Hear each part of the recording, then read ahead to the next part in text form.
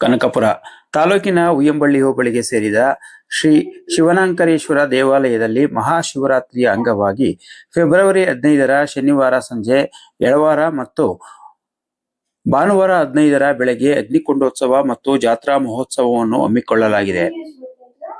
ಶ್ರೀ ಶಿವನಾಂಕರೇಶ್ವರ ಕ್ಷೇತ್ರಾಭಿವೃದ್ಧಿ ಟ್ರಸ್ಟ್ನ ಅಧ್ಯಕ್ಷರಾದ ಸಿ.ಕೆ. ಶಿವಣ್ಣನವರು ಪತ್ರಿಕಾಗೋಷ್ಠಿಯಲ್ಲಿ ತಿಳಿಸಿದ್ದಾರೆ. ಶ್ರೀ ಶಿವನಾಂಕರೇಶ್ವರ ಕ್ಷೇತ್ರದಲ್ಲಿ ಫೆಬ್ರವರಿ 14ರಂದು ಸಂಜೆ ಶ್ರೀ ವೀರಭದ್ರಸ್ವಾಮಿ ಅಗ್ನಿಕೊಂಡೋತ್ಸವದ ಅಂಗವಾಗಿ ಹಿರೇಮಡಿವಾಳ ಗ್ರಾಮದಲ್ಲಿ ಎಳವಾರ ಪೂಜಾ ಕಾರ್ಯಕ್ರಮವನ್ನು ಶ್ರೀ ಗುರುಪಾದ ಶಿವಾಚಾರ್ಯ ಸ್ವಾಮಿಗಳ ನೇತೃತ್ವದಲ್ಲಿ ನಡೆಯಲಿದ್ದು, ಅಂದು ರಾತ್ರಿ ಶ್ರೀ ಲಕ್ಷ್ಮೀ ವೆಂಕಟೇಶ್ವರ ಕಲಾ ತಂಡದವರಿಂದ ಸುಗಮ ಸಂಗೀತ ಮತ್ತು ಜಾನಪದ ಗೀತಾ ಕಾರ್ಯಕ್ರಮವನ್ನು ಸಹ ಆಯೋಜಿಸಲಾಗಿದೆ. ಭಾನುವಾರ ಬೆಳಗಿನ ಜಾವ ಅಗ್ನಿಕೊಂಡೋತ್ಸವ ನೆರವೇರಲಿದೆ ಎಂದು ತಿಳಿಸಿದ್ದಾರೆ.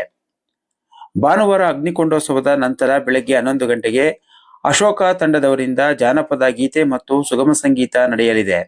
ರಾತ್ರಿ 8 ಗಂಟೆಗೆ ಶ್ರೀ ಆಂಜನೇಯ ಸ್ವಾಮಿ ಕೃಪಾಪೋಷಿತ ನಾಟಕ ಮಂಡಳಿ ಕಲಾ ತಂಡದವರಿಂದ ಶ್ರೀ ಶನಿ ಪ್ರಭಾವ ಅಥವಾ ರಾಜವಿಕ್ರಮ ಪೌರಾಣಿಕ ನಾಟಕ ನಡೆಯಲಿದೆ. ಈ ಸಂದರ್ಭದಲ್ಲಿ ಶ್ರೀ ದೇಗುಲ ಮಠದ ಡಾಕ್ಟರ್ ಮುಮ್ಮಡಿ ನಿರ್ವಾಣ ಮಹಾಸ್ವಾಮಿಗಳು, ಮರಳೇಗವಿ ಮಠದ ಡಾಕ್ಟರ್ ಶಿವರುದ್ರ ಮಹಾಸ್ವಾಮಿಗಳು, ಶಿವಗಿರಿ ಕ್ಷೇತ್ರದ ಅನ್ನದಾನೇಶ್ವರ ಸ್ವಾಮಿಗಳು ದಿವ್ಯ ಸಾನ್ನಿಧ್ಯವನ್ನು ವಹಿಸಲಿದ್ದಾರೆ. ಕಾರ್ಯಕ್ರಮದ ಅಧ್ಯಕ್ಷತೆಯನ್ನು ಉಪಮುಖ್ಯಮಂತ್ರಿ ಡಿ.ಕೆ. ಶಿವಕುಮಾರ್ ವಹಿಸಲಿದ್ದಾರೆ. ಉದ್ಘಾಟನೆಯನ್ನು ಬಮೂಲ್ ಅಧ್ಯಕ್ಷರಾದ ಡಿ.ಕೆ. ಸುರೇಶ್ ರವರು ನೆರವೇರಿಸಲಿದ್ದಾರೆ. ವಿಧಾನ ಪರಿಷತ್ ಸದಸ್ಯ ಎಸ್. ರವಿ ಕೂಡ ಆಗಮಿಸಲಿದ್ದಾರೆ. ಪತ್ರಿಕಾಗೋಷ್ಠಿಯಲ್ಲಿ ಶ್ರೀ ಶಿವನಾಂಕರೇಶ್ವರ ಕ್ಷೇತ್ರಾಭಿವೃದ್ಧಿ ಟ್ರಸ್ಟ್ನ ಅಧ್ಯಕ್ಷರಾದ ಸಿ.ಕೆ. ಶಿವಣ್ಣ, ಉಪಾಧ್ಯಕ್ಷರಾದ ಸತೀಶ್, ಕಾರ್ಯದರ್ಶಿ ಎನ್.ಸಿ. ಶಿವಣ್ಣಗೌಡ, ಜಂಟಿ ಕಾರ್ಯದರ್ಶಿ ಶಿವಾಂಕರ್, ಖಜಾಂಚಿ ಜಯರಾಮ್, ಸಂಚಾಲಕರಾದ ರವೀಶ್, ನಿರ್ದೇಶಕರಾದ ಶಿವನಾಂಕರಪ್ಪ, ಬಿ.ಎನ್.ಬಿ. ಜಯರಾಮ್, ಎಚ್.ಎಸ್.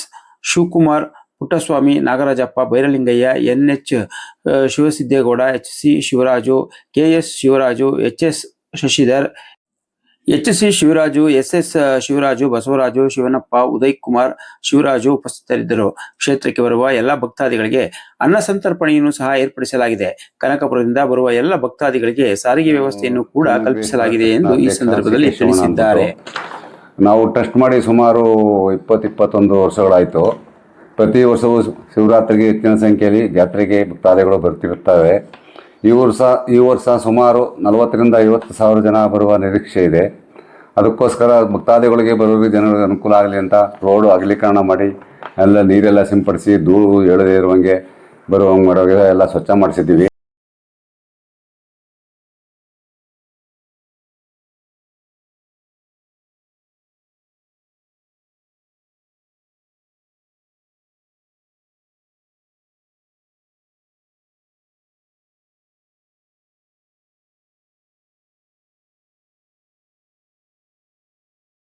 ಭಕ್ತಾದಿಗಳೆಲ್ಲ ಬಂದು ಅಲ್ಲಿ ಎಲ್ಲ ಸೌಕರ್ಯಗಳನ್ನು ಪಡ್ಕೊಂಡು ನಮಗೆ ನಮ್ಮ ಸಂಘದವರಿಗೆಲ್ಲ ಸಹಕಾರ ಕೊಟ್ಟು ಮತ್ತು ನೈಟ್ ಕಾರ್ಯಕ್ರಮಗಳೆಲ್ಲ ಇಟ್ಕೊಂಡಿದ್ದೀವಿ. ನಾಟಕ, ಹರಿಕತೆ, ಜನಪದ ಗೀತೆ ಇದೆಲ್ಲ ಇಟ್ಕೊಂಡಿದ್ದೀವಿ.